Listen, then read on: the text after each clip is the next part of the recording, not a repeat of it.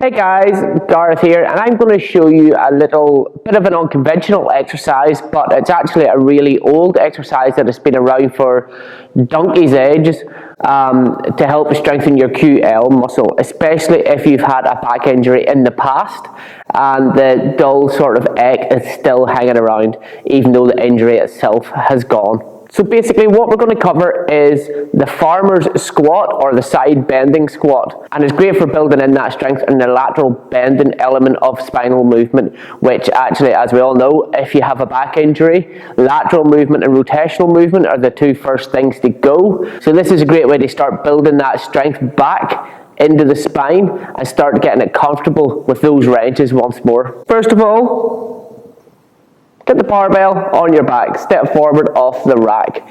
So what you're going to do, you hold it as if you're going to squat, okay? You're going to brace exactly the same as a squat, but instead of squatting, what you're going to do is you're going to position yourself as if you're going to do a nice solid squat. So barbells on the top of the traps, nice and solid. Feet squat width apart, whatever's comfortable for you, maybe even slightly wider.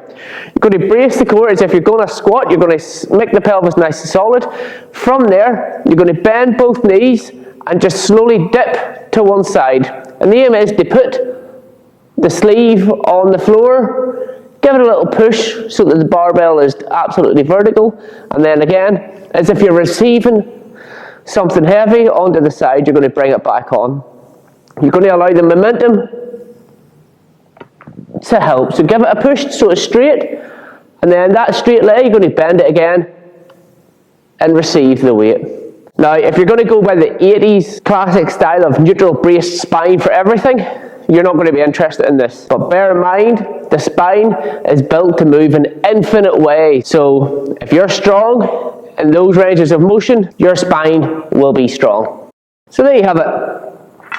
Give it a try,